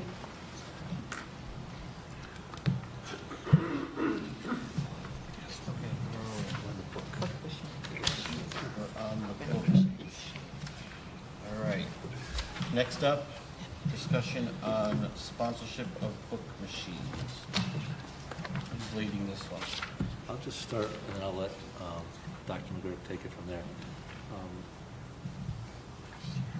The book machines that we have in each of the 3 elementary schools were something that Aaron came across. But what we're asking you today is to look at the sponsorship portion of it, which is something that, in thinking of how to fund the books that are in the machines, this is a thought on how we would fund the machines without costing the Board of Education anything out of our operational budget. And with that, I'm going to turn it over to Aaron to explain. Just checking to see if the mic was on. So in the packet of materials for tonight's meeting, you have a printout that is opportunities for sponsorship of the book vending machines. We wrote this in the interest of seeking community partnerships to help us fund the replacement of books that are in the book vending machines so that this can continue from year to year and not be dependent on just the local education budget. We have a number of organizations in town that have had a history of making donations. For example, donations of print dictionaries to classrooms has been very popular for a number of years. And those are not widely used and essentially serve a function that's no longer necessary with the advent of online, of online dictionaries. A couple of things that we kept in mind in terms of creating some guidelines for sponsorship really have to do with the idea that we don't want to be in the system of having the outside agency purchase the books and then having to worry about whether the content and the reading levels and things like that are appropriate.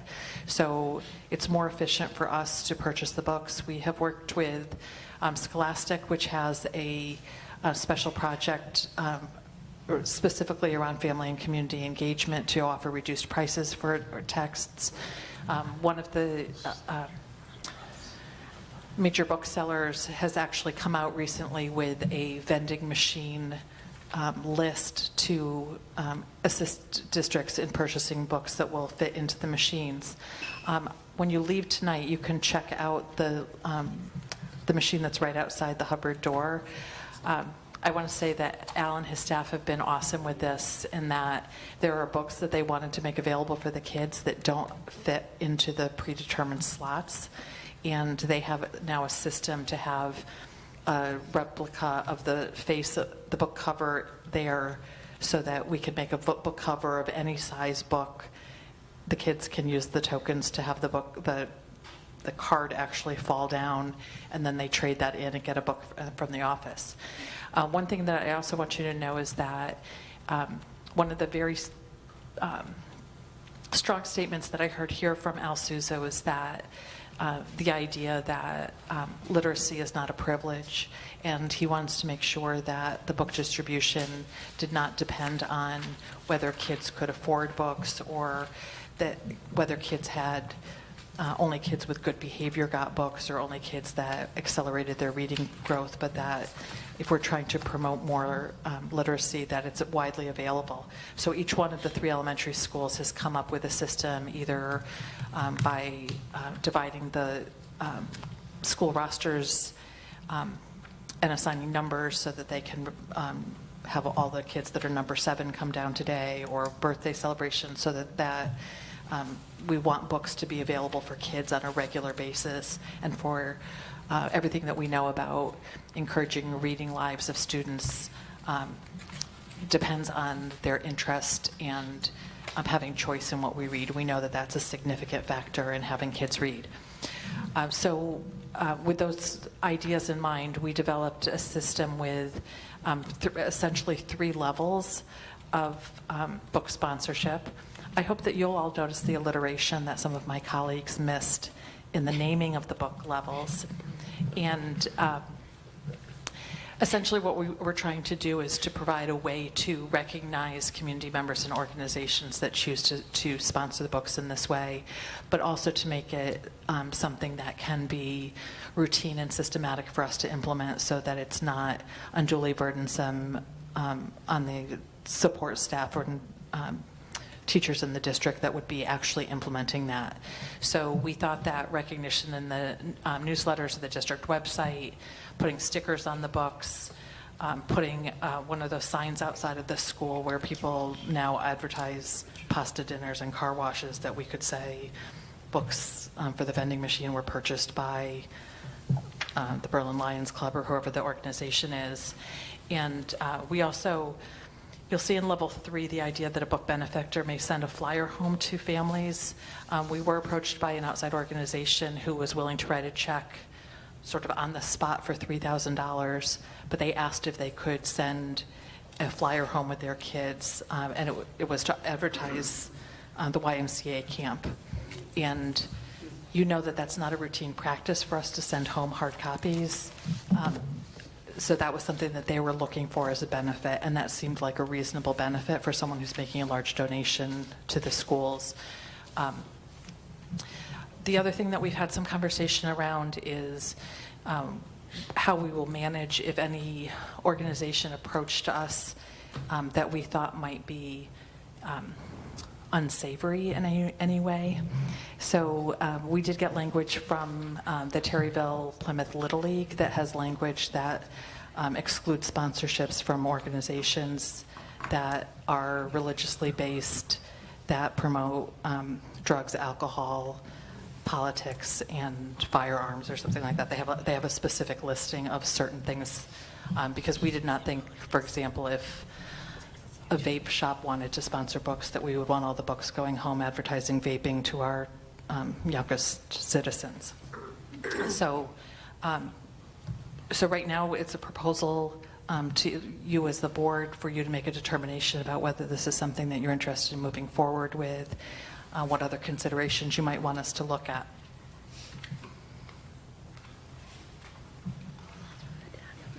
Can I just ask a question?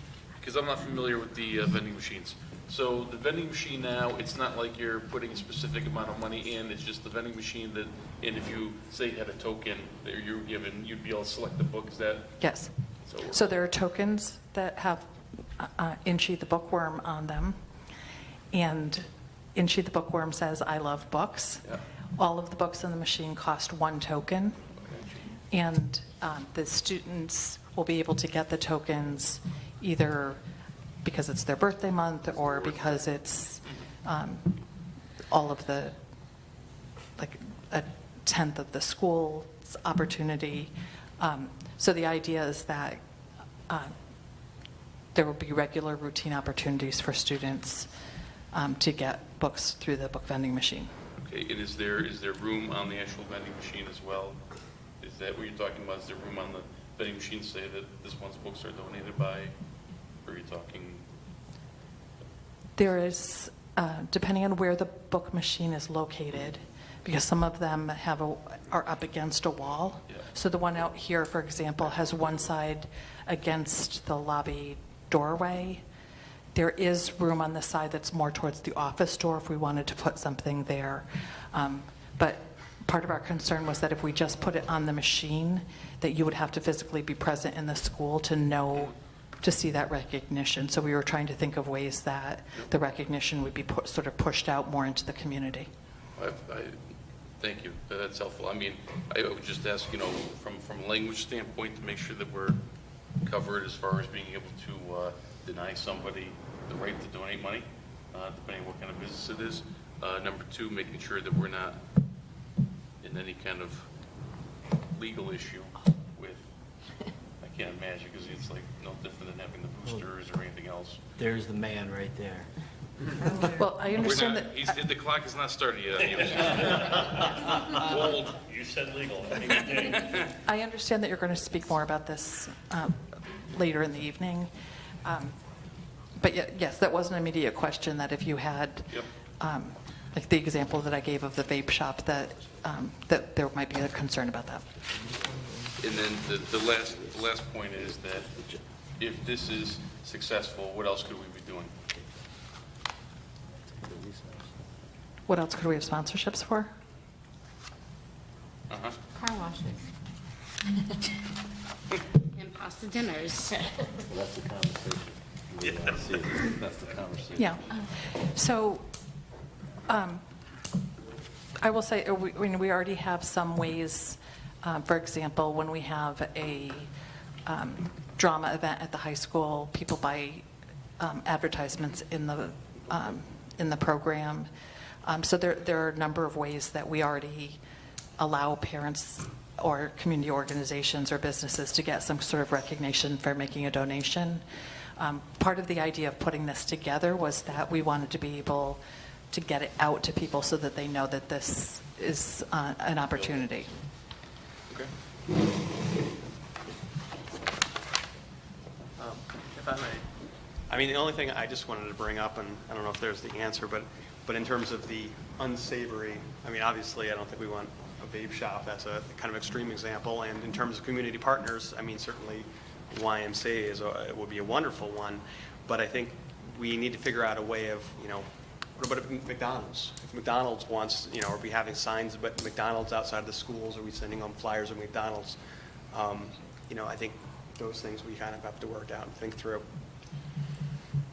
If politics are not allowed, as I understand. I did not say that politics were not allowed. I gave that as an example of a guideline that we could put in place. So some of the questions that were raised to me were if a religious organization wanted all of the books to go home with something about the religious organization. One of the reasons that I drafted language for what the sticker would say was that that's another way for us to control what message is going out, so that it is recognition, but it's limited in terms of the amount of advertising that you're putting into kids' hands.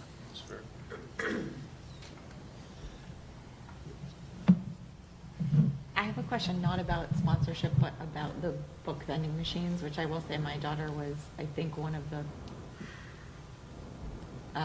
of the first children here at Hubbard School. She was very excited to come home. She came home elated that she was chosen. It's very exciting. It was very exciting. Yes. Of When the course. principals It's like put the winning a token in and they got the first book to fall down, they were very excited about it. Exactly.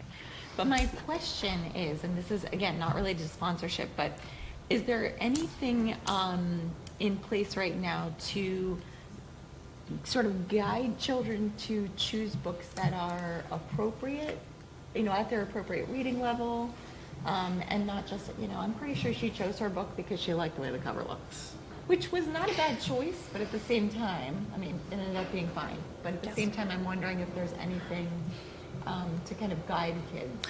So when you walk out later tonight, you'll see that Hubbard has now labeled the books in the book vending machine with dots next to the particular books to say these are generally books that are appropriate for K1, these are books that are good for 2-3, and so on. So an adult accompanying them would sort of guide them in that direction. Perfect. Also, hanging on the side of the machine, there's a description. The librarian has printed out the cover of the book with a little synopsis of what the book is, because usually one of the good things about buying books is that you pick them up and you look at it. Exactly. So that is one thing that's happened.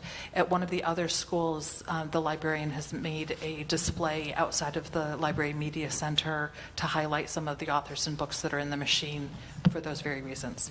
Thank you. So one of the things that's a little bit challenging with that, Carrie, is that there are some students, because of their reading levels, who might be in an upper grade, but a lower book, Right. a lower level reading book might be actually more appropriate. So it is important that there's some guidance in how that works. Yes, exactly.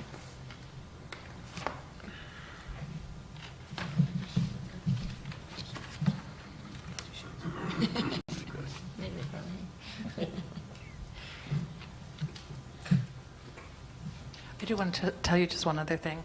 I was at, we have our our interdistrict professional development with Avon, Plainville, and Vernon Public Schools. And when we went for the meeting in January, Paula Eshu, who's a principal in Plainville, came running up to me.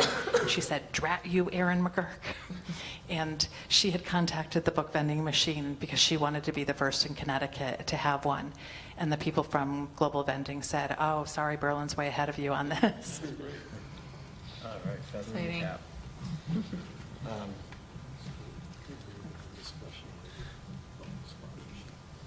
Okay, but we need to take a, say it again? No, go ahead.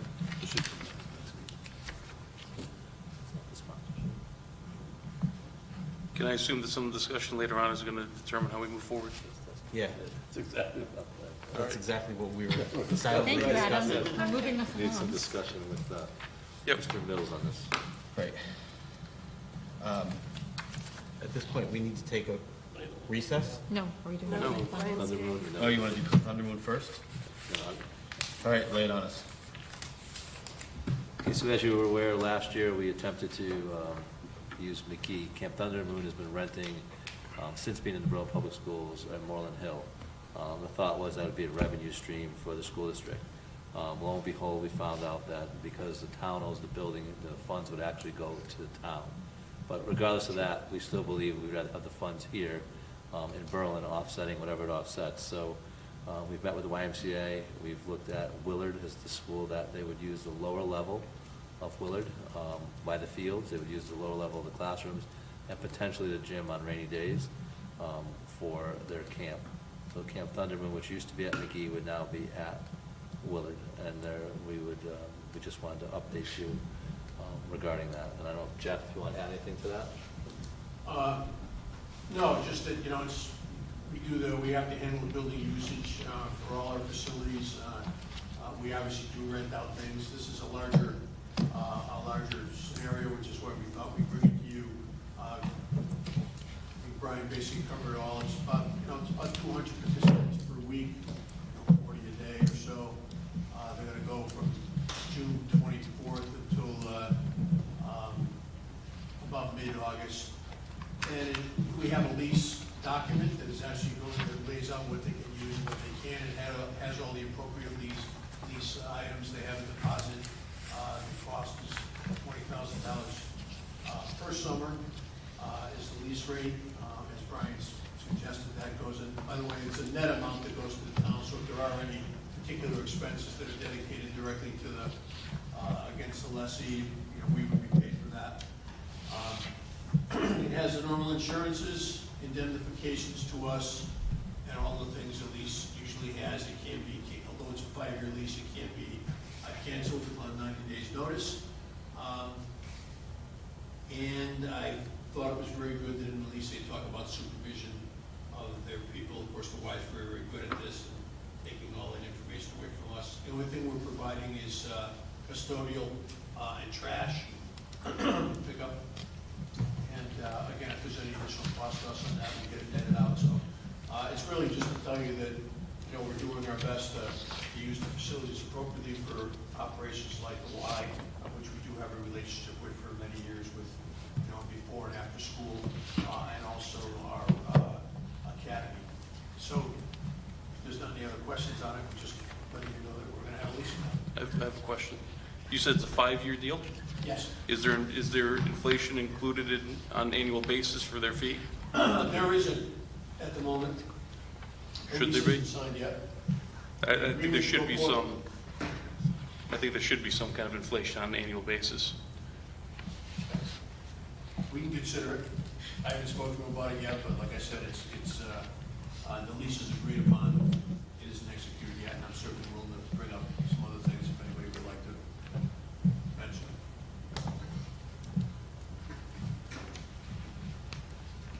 So,